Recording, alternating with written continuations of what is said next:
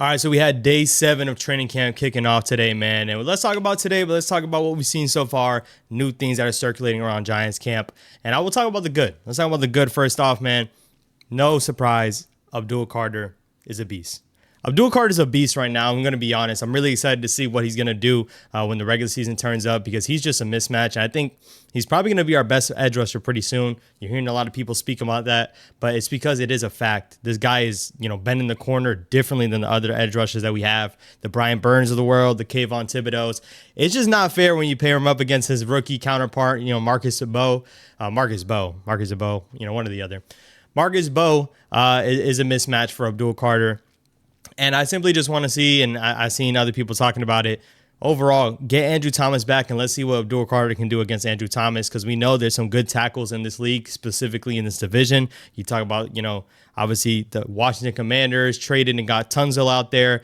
We still have Lane Johnson for the Eagles, and then obviously we know for Dallas. So when you think about what Abdul Carter can do, man, I just want to see the tape turn on in the regular season and see what he can do with other guys on the defensive line. You're not going to hear a lot from Dexter Lawrence in training camp, but all I know is he's going to be a force to be reckoned with. And Abdul Carter got to be rushing from the edge, man. I know we've seen him at linebacker and moving around, man, but those edge snaps, I need it on third down. I really do. Unless you're going to bring up some package where you're blitzing him in the A gap and you want to keep your other guys out there. But Abdul Carter as a edge rusher, a pure edge rusher, is probably going to be the best edge rusher on this team this year. Don't be surprised if you see it. I'm telling you right now, I'm booking north of 8 sacks. And for a rookie year to be north of 8 sacks, I'm taking it and I'm running with it.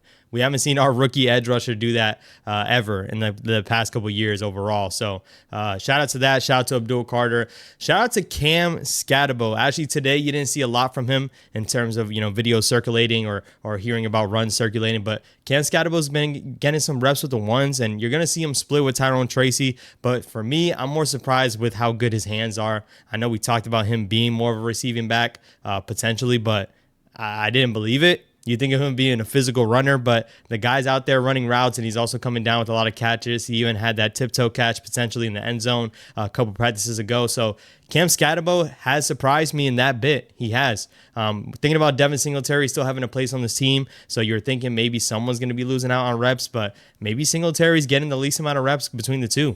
I still think he's a solid running back, but Cam Scatabo is turning heads in my opinion. And once again, this is still training camp. We got to see what preseason looks like and how he actually compares up to the opposing team, because that is the one worrisome part, man. This run defense. This run defense looks bad against us. I don't know how it's going to fare against other teams. And I know these guys aren't tackling people to the ground. Unfortunately, they're not, at least up until this point. So I'm looking to see that take place in preseason and see if there's any differences. And you still might argue, man, that's still the number one, worrisome part about this team, especially on the defensive side of the ball, stopping the run. If we can't stop the run, it doesn't matter what good edge rushers we have with Abdul, with, Brian Burns and Kayvon Thibodeaux and Dexter Lawrence. If we cannot stop the run, especially when those guys are not on the field, it's going to be a long day for us like it was last year. So that's one of the things I want to focus on, and hopefully we see some improvements, but right now it's still a main worry. And another worry that we can speak on, man, is the cornerback position. And now I'm not trying to focus too much on Adebo, but I will say I haven't seen great plays from Adebo so far in training camp, and we're talking about practice, but I haven't seen too much. But I'm not even here to talk about Adebo.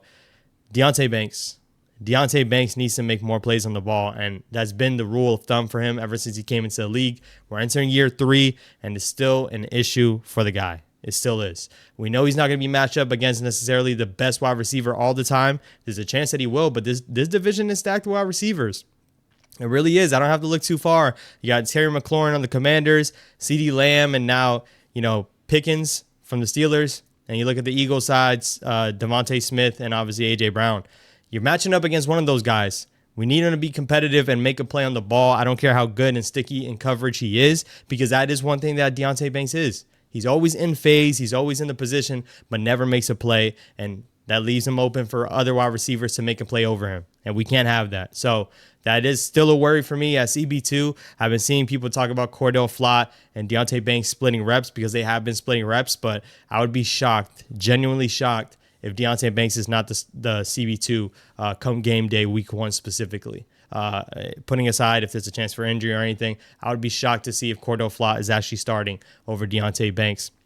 Speaking on the quarterback position, Jackson Dart's been looking pretty solid. He's been looking a lot better than he has to start off training camp, which is what you want to see. Once again, give him time to improve, give him time to get acclimated a bit and show a couple, obviously plays that he can make. Overall, we still can't hold down Jackson Dart to what he's going to do in training camp. Let's see what he does in preseason, and also just remembering that he is not the starting quarterback this season. He's going to be the rookie quarterback behind Russell Wilson. Russell Wilson has looked good and obviously been targeting Malik Neighbors. That's something great to see because you want to see the wide receiver one get majority of the targets, and the majority of the targets when they matter. He had a crazy deep catch today where he was fighting with Cordell Flott, and I just know I'm going to put my chips on my guy to come down with that. I know it's Cordell Flott, but Malik Neighbors can do this in the game, and we're going to need the quarterback to push the ball vertically. That's what Russell Wilson does, and hopefully we see that translate to the regular season because we talked about it last year, but we never saw it come through. But Russell Wilson is coming different this year, I will say. I do expect Russell Wilson to do this, and I'm not going to say that he's going to be a top 10 quarterback, top 15 quarterback. Get our offense to average by at least having some explosive plays. That's what we need. We lacked that last year. We have, in my opinion, a top 5, top 10 wide receiver in the league. We need to use him like so and hopefully attack the ball down the field.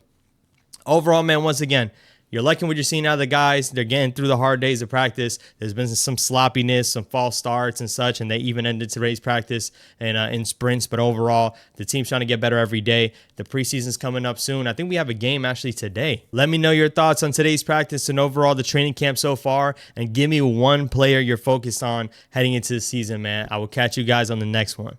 Peace.